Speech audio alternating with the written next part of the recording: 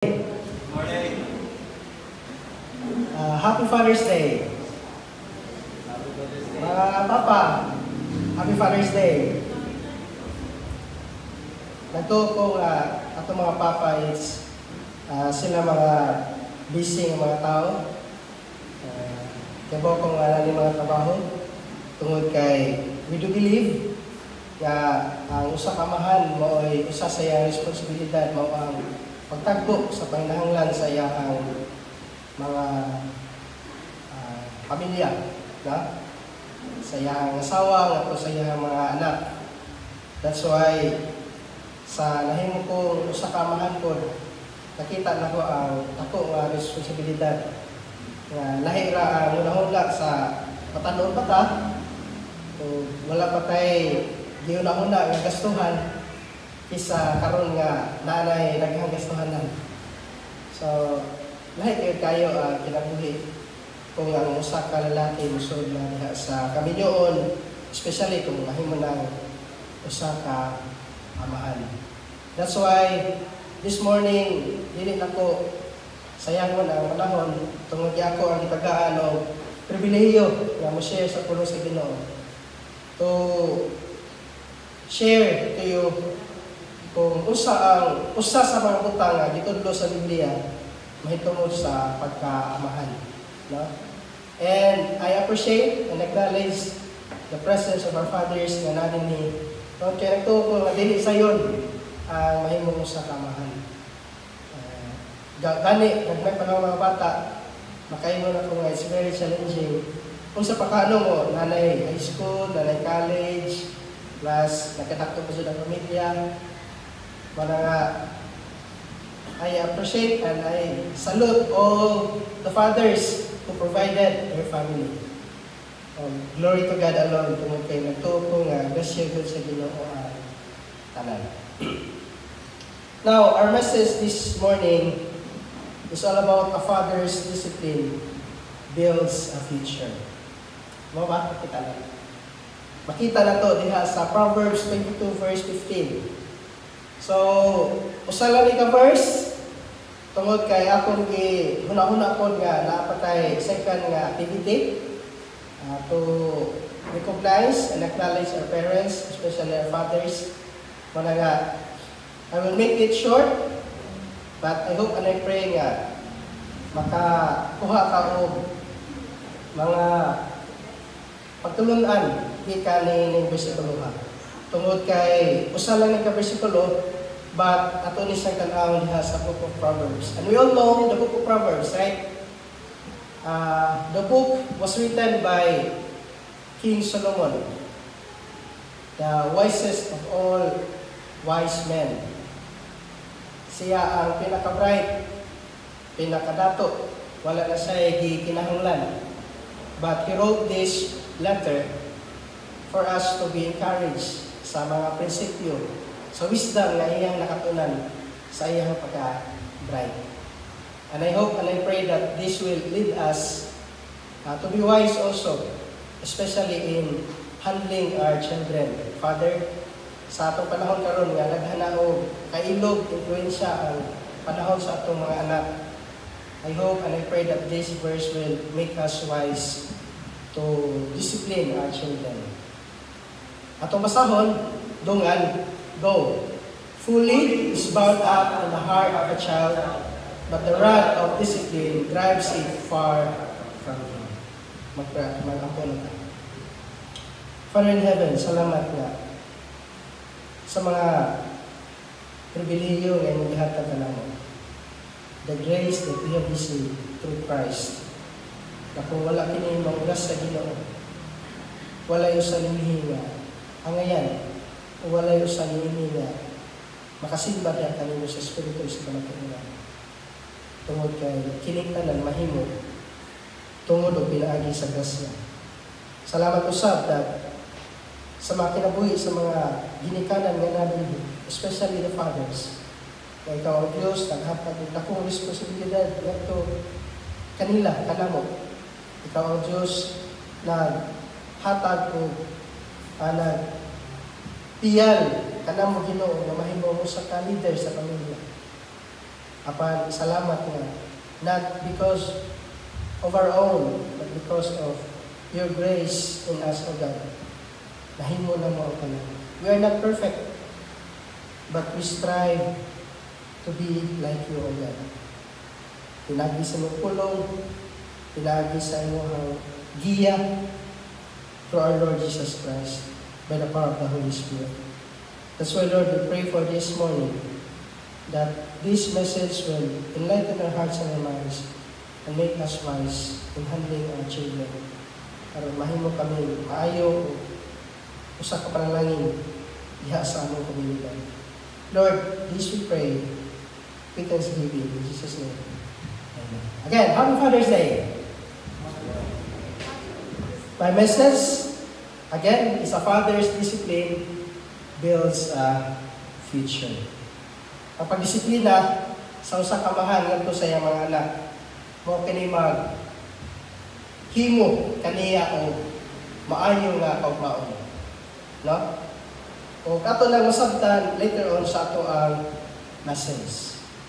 And again, our verse, the only verse na mabasa na to is in the book of Proverbs, chapter 22, verse 15, that says, "Fully is bound up in the heart of a child, but the rod of discipline drives it far from him."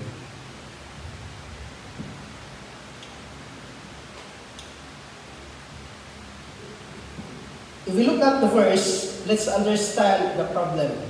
Makita nato diha sa verse 15 kung unsa ang problema gisulat ni Solomon. Ingon siya sa verse 15, "Fully is bound up in the heart of a child." So, if we understand this problem, atong kuhaon ang definition, to understand unsa maning pagpasabot ang fully is bound in the heart of a child. Aron nga later on makita pud nato kung unsa ang gihatag, unsa ang angay natong buhaton in response to the problem. So ingon ang pulo sa Ginoo, fully is bound in the heart of a child. Fully means silliness. Kung naamoy Hebrew Greek nga interlinear, anak mo ikuha ang meaning sa fully, means silliness. Meaning, lack of sound judgment, moral weakness, defiance, and rebellion. So, if we look at our child or our children kung gaghan, makita nato sa kinaiya sa atong mga anak ng mga butang nga dili nato ganahan, no? Especially sa mga butang nga wala nato ginatudlo sa atong mga anak. Isa ko gay nagtudlo anay ginikanan nga ang atong anak musukol. Di ba wala? Pero many times ug dili nato badlongon ang atong anak, musukol na siya. Atong ispang kay nakibaw ta nga nasa himong sayo, manumbag na pagbalik. Ito lumatag manumbag atong anak? No. But makita nato sa kinaya sa atong anak kanang naasa kasing-kasing sa atong anak, the word fully, meaning defiance, rebellion, moral weakness. Na?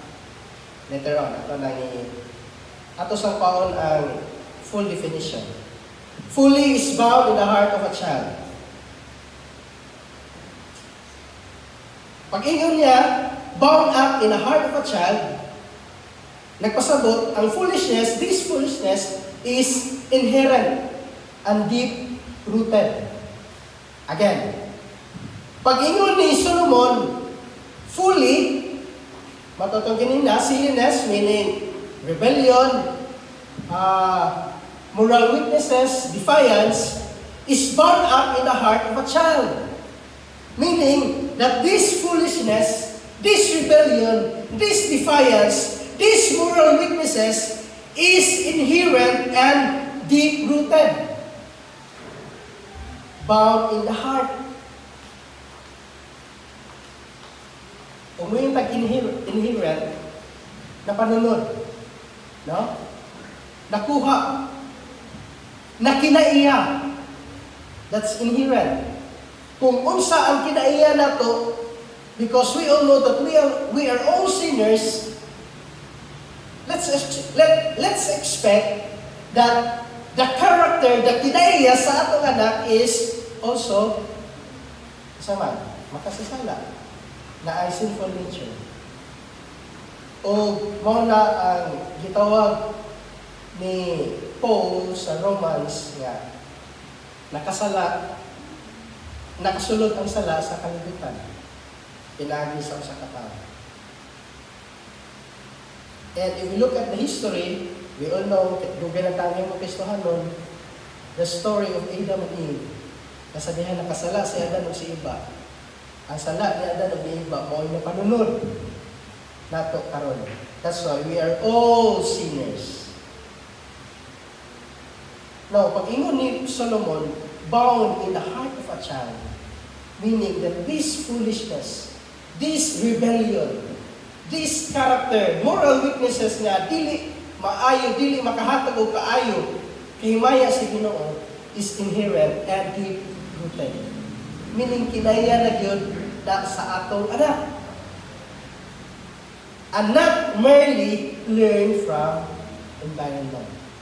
Because magunahon ta usahay mga ginikanan nga na magud ang kauban sa akong anak, nga na magud ang kanunay makita sa akong anak. Yes, makaingon ta na siya factor. But the root cause, atong kanawon ang pinaka-unod, pinaka-ilalong sa rason nga nung mubuhat og dili maayo ang atong anak, it's because this foolishness is bound up in the heart of our children. Meaning, kinaiya na sa atong anak.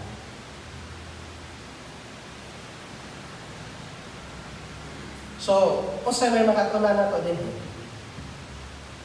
Una, bersikulo na ni. Tanan akong gikot. All have sinned and fall short of the glory of God. Atong anak, bisan, wala to siya gituluan ng bili mayo, pero mabuhat siya sala. Because the truth says, for all have sinned and fall short of the glory of God. Secondly, ingon ang pulo sa Ginoo, none is righteous, not even one. Diba? Romans 3:10. Walay usang matarong, not even one.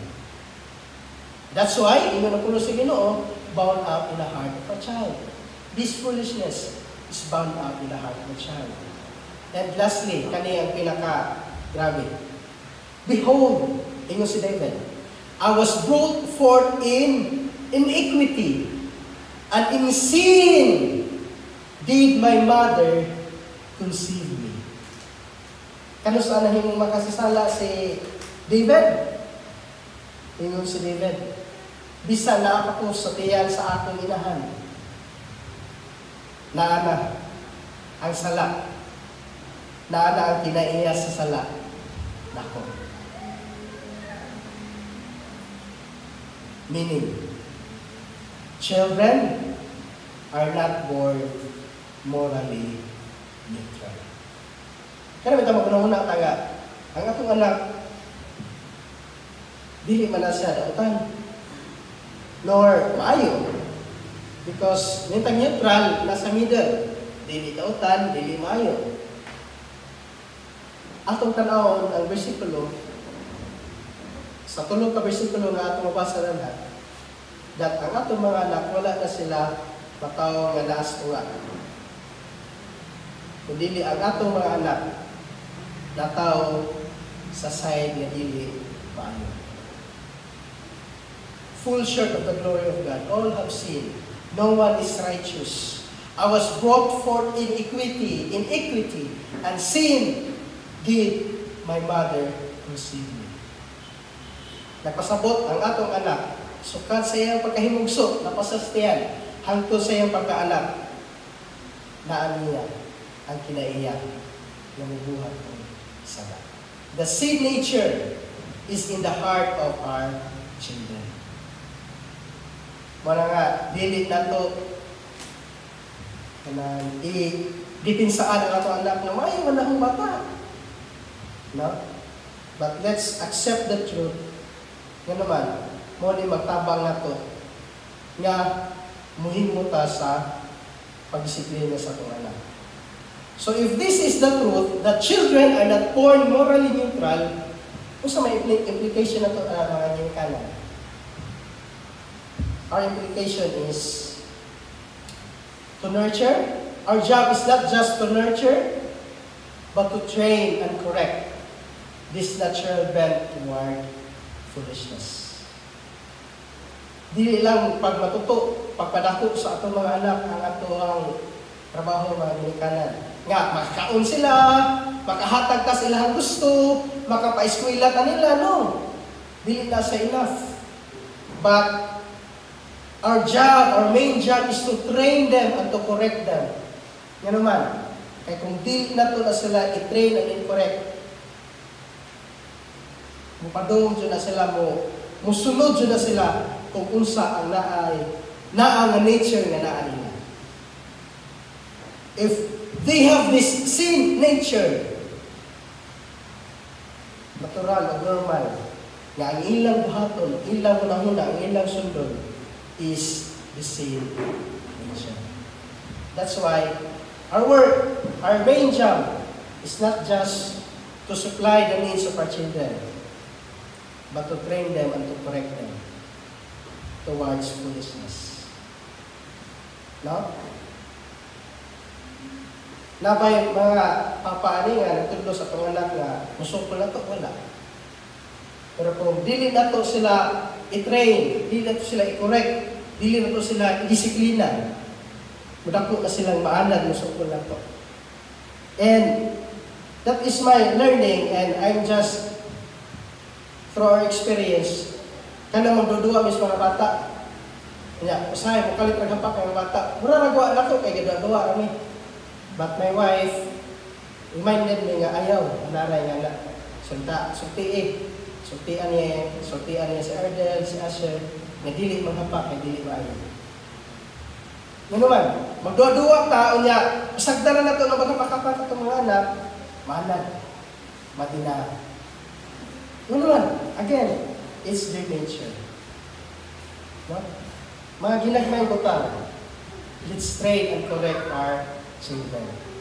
Makita ta nga dili maayo, sultian na to, i-correct na to. Nga naman, because it's their nature. Wala man na to na sila, sultihin mo, musukol na to. Tuluin nga musukol na to, pero musukol sila na to. I-correct na to because it's their nature. Mga nga, andam mo na to, mga ginikanan, nga mo tinibag-bag yun ang atong mga anak. Because, yung na puno sa Ginoo, fully is bound up in the heart of a child. Now, kung saan man ang solusyon na gihatag sa Ginoo? God's prescription. Verse 15, ingon siya, but the rod of discipline drives him far from him. So, nasa itong implication, no? Not just to nurture them, but to train them, to correct them. Meaning, the rod of discipline, meaning this symbolizes disciplinary action. Pag-ingon ni Solomon, but the rod of discipline drives it far from him. Kita ng tagrad. No? And ang rod, sa unang panahon, duha ang gamit. Especially, you are a shepherd, daladala mo ng rod para sa inyong mga sheep.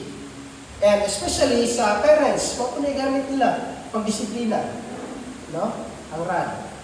So it symbolizes, the rod symbolizes disciplinary action. Sa other term, sa discipline, if you look at that word sa Hebrew, correction. Meaning, if you saw o nakikita ka sa mga anak na naay dili mayong gibuhat, you correct them.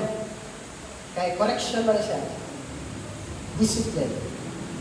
O alin na to makita ang Giingon ni Solomon po sa Proverbs 22, verse 6, ingon siya, train up a child in the way he should go. Again, train up a child in the way he should go. I-train na to ang atong anak in the way he should go. What does it mean? The way he should go. Meaning, the way he should go, nagpasagot, it teaches us to teach our children values, wisdom, and godliness. Because if we do not train them, again, kung saan lang nasa heart, foolishness. Magpiliwag-bag sila itong anak. That's why ingon si Solomon, train up a child in the way he should go. Godliness, values, wisdom, train your children. Unsa may result, train up a child in the way he should go. And when he is old, this is now the lasting result, he will not depart from you. Kaya kung atong tudluan ang atong anak, kaya kung atong i-correct ang atong anak sa mga butang na dili maayo, into godliness, into good values and character, and especially wisdom through the Word of God, inyo lang puno sa Ginoo. And when he is old, he will not depart from you. Bisan pa, bulang niya na itong anak, ay manarbaho, kasuway man taan eh. Nga, na naman suroy na kasuway na niyan, nilang niya talay sa ating pamilya, pero during Sunday, mangita tayo simbahan. Yun naman. Because the training sa pamilya, nakita sa atong mga anak na every Sunday, we will go to church for fellowship and for service. Muna nga, bisa nga itong anak, na sa layo, dili na takanunay mag-remind niya, nak, ngayon mo simbahan na, nak, simba ba yan mo ha, nak? No. It's their lifestyle. Yun naman, ingon si Solomon, for when he is old, he will not depart from me.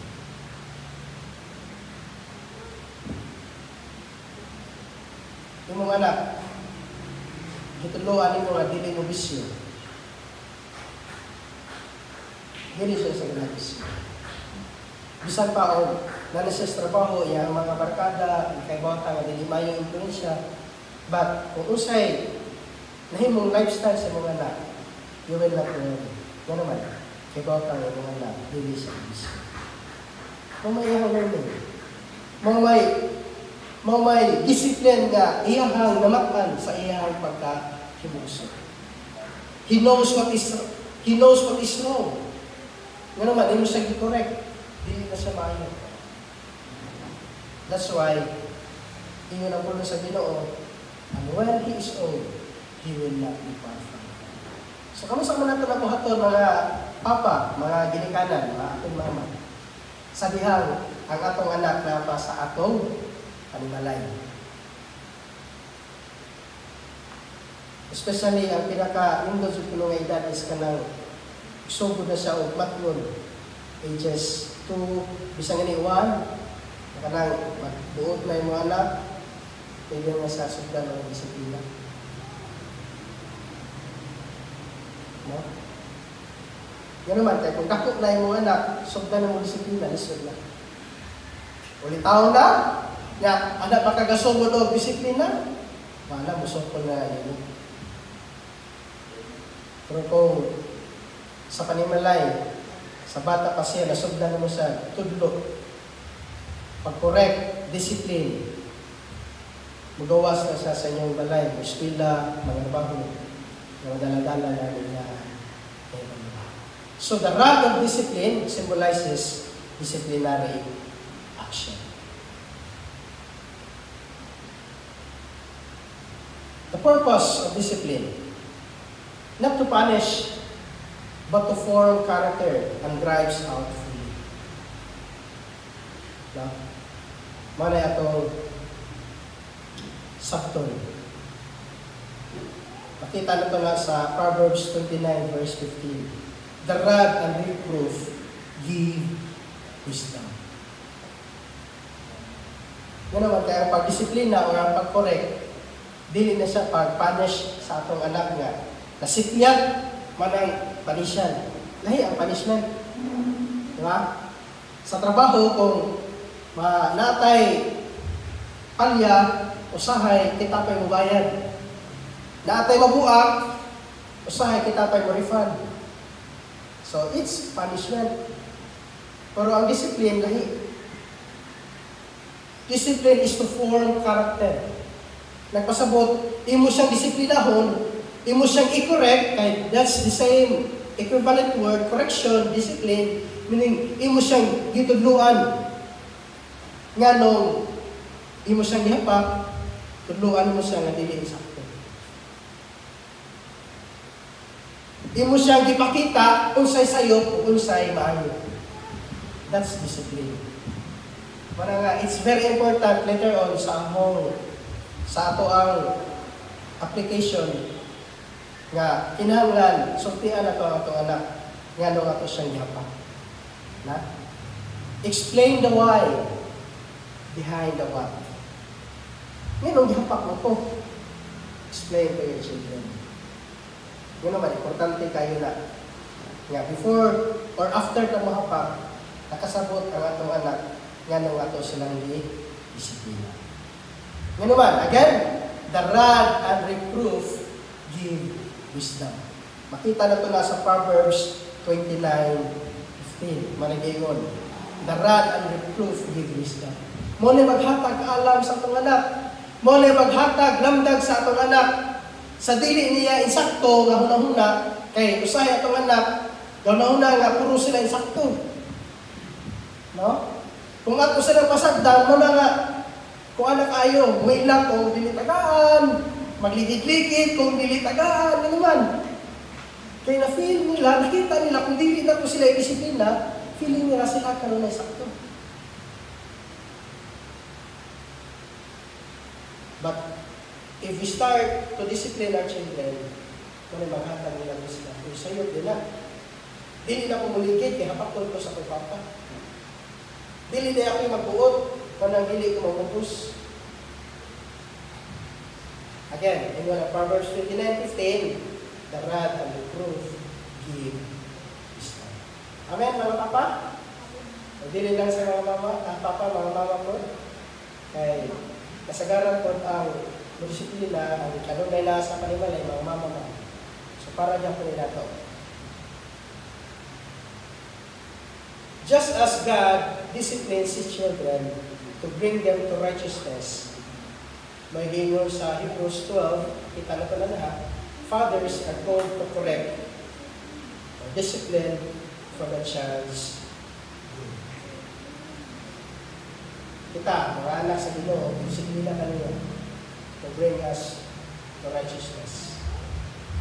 Nalay ang disiplina paagyan Ginoo sa disiplina nato. And as God as our example, we also fathers are called to correct and to discipline para sa kayuhan sa atong mga anak. Kaya naman, again, ang end result, anak, if we do not start disciplining our children today, samtang makontrol pa sila na ito, ako kayong struggle na ito na, especially kung wala ko mga sila. Kaya naman, dili na ganyan na ito makontrol lumay pa, unsa ka nagdako na. Diba? So, start disciplining your children today, samtang napa siya sa inyong mga amo. So, practical application for fathers today. Again, my message is short only. Nangadili na ko lang ilangan. Isa ba practical application na makita na ito mga papa? First, be present and intentional. Kinahanglan ta, no? Discipline requires time, consistency, and close involvement. Kanang natay time sa itong mga anak.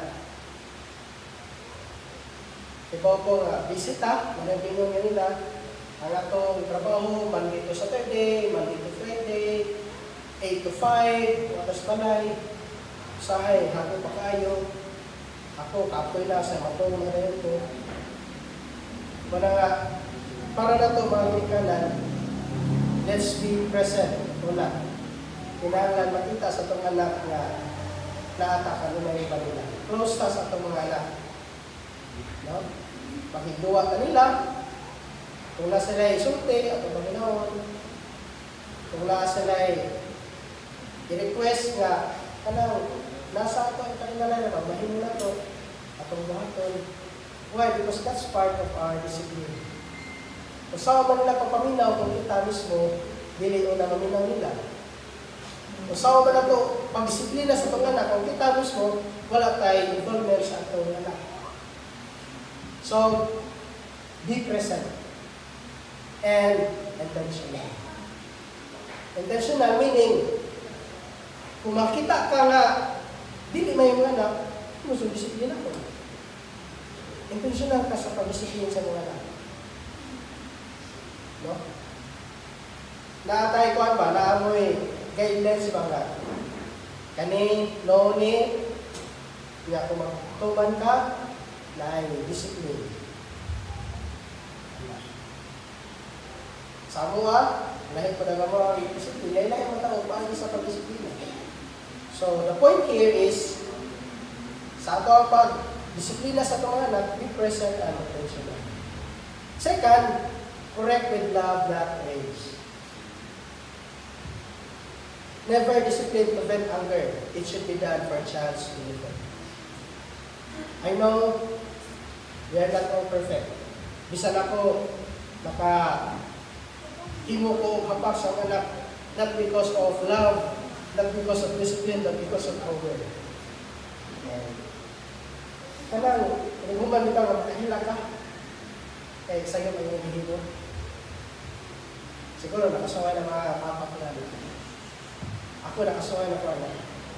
Kaya may hapak ko, not because of discipline, but because of power. Gana ba? Mana?